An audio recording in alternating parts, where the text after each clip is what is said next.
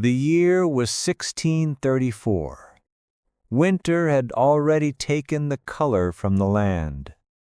The Dutch settlement at the edge of a vast new world was running out of food. They had brought seeds from Europe, but the ground refused them. The frost came early. The grain never ripened. Inside their small wooden fort, the men waited. They wrote that they were too weak to hunt, too tired to hope.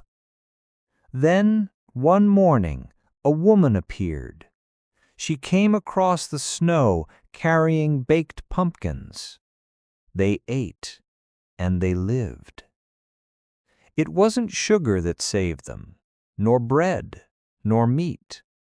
It was a gourd, a fruit that grew wild in a world they barely understood. Few things mattered more to survival in 17th century America than the pumpkin. It was soft, plentiful, and forgiving. It could wait out the cold when everything else surrendered to it. That winter, they learned a quiet truth. Sometimes salvation arrives in the simplest shape possible. But the story of the pumpkin didn't begin with them. Long before the first sails crossed the Atlantic, the pumpkin was already home here. For the peoples of the Americas, North, Central, and South, it was one of the ancient three sisters planted together: maize, beans, and squash. It was food.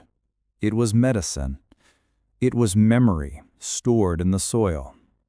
They roasted it in ashes, dried it for the cold months, and carried its seeds through generations. It was the rhythm of a continent, steady, patient, alive. When Europeans arrived, they found a land that could already feed itself. They came expecting famine and discovered abundance.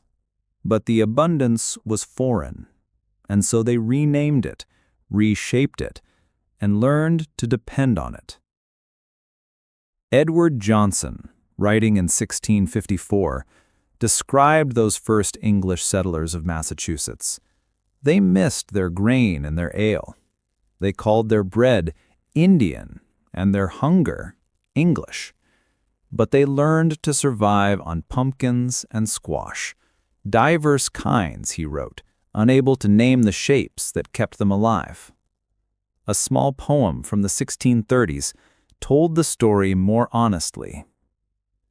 Instead of pottage and puddings and custards and pies, our pumpkins and parsnips are common supplies.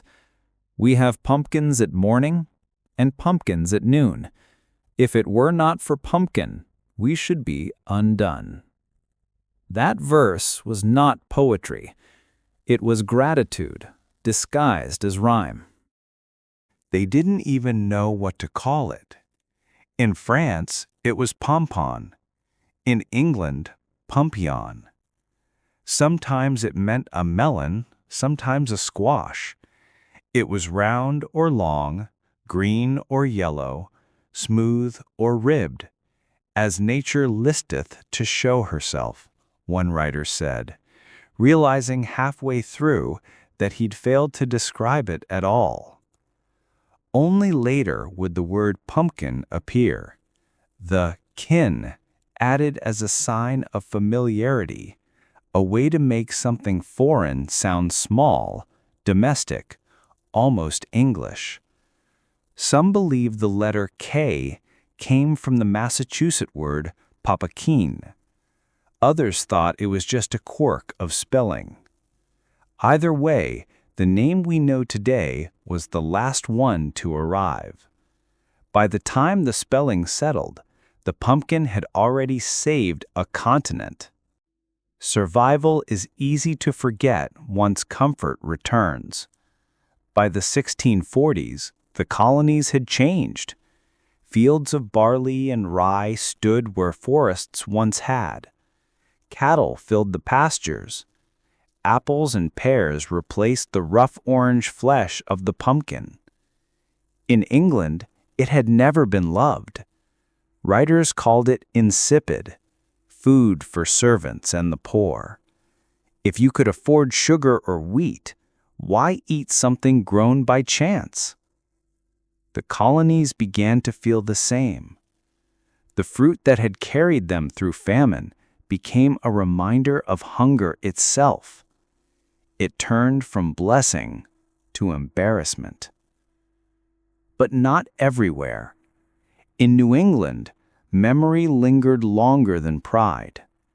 Edward Johnson wrote again, almost pleading, "Let no man make a jest at pumpkins, for with this fruit the Lord was pleased to feed his people." It was more than food to them. It was the taste of survival and the echo of humility. The plant refused to vanish. It sprawled across the colonies, heavy and stubborn.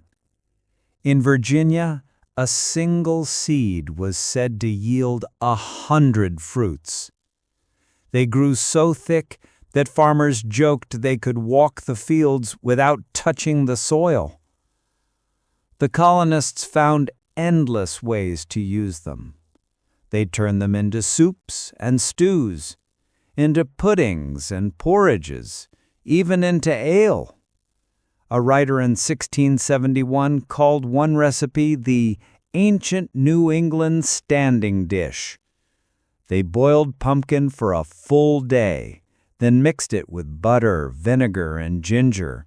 Tart like an apple, he said, and very windy. It was not elegance that filled the bowl, but endurance. That was the language of early America. Make what you have, share what you can, and let the wind complain if it must. By the late 17th century, the pumpkin had become something else. No longer just a crop, it was a symbol. They called it Old Pompeian, the saint of hard times. The people of Boston were nicknamed pumpkins. Their region, half-jokingly, Pumpkinshire. What England mocked, New England embraced. They turned a season of need into a culture of gratitude. In kitchens from Massachusetts to Connecticut, pumpkin soup simmered beside puddings and pies. The scent of spice and molasses filled the air. Simple food, humble food, but theirs. It was a small defiance to make something beautiful from what had once been necessity. Then came a book, Hartford, Connecticut, 1796. American Cookery by Amelia Simmons, the first cookbook ever written by an American. In its pages were 2 recipes for pumpkin pie. They were simple: milk, pumpkin, eggs, molasses, ginger, and allspice. Bake for 1 hour. No sugar, no cream, no luxury. Just enough sweetness to remember that life could taste better than it once had. To a young nation still defining itself, the recipe was symbolic. It took the fruit of survival and made it into a celebration. A pie that said, "We are no longer hungry, but we have not forgotten hunger." Years earlier, in 1779, the Continental Congress had declared a day of public thanksgiving, a Thursday in December, to pause, to acknowledge providence, to remember mercy. That same winter in Connecticut, an 18-year-old named Juliana Smith wrote to her cousin Betsy. She described the family feast: pumpkin pies, apple tarts, Indian puddings. They ate until the sun disappeared, And then, when the dishes were cleared, they sat by the fire, cracking nuts and singing songs. Her words have survived for centuries, a letter filled with warmth and exhaustion, and with a truth that every generation still recognizes: that gratitude rarely comes from abundance alone. It comes from memory. When Americans gather each November, they repeat the same quiet ritual: the pie, the fire, the song. And somewhere beneath it all, the ghost of that first winter in 1634 still lingers. The earliest pies would surprise us now. No sugar, only molasses. More spice than sweetness. The texture closer to pudding than pastry. But taste changes slowly, and meaning outlives flavor. As sugar became cheaper and cream more common, the old colonial pie softened into the dessert we know. Yet every slice still carries the same idea, that what once kept you alive deserves to be remembered. Each generation adds something, a little more sweetness, a little less struggle.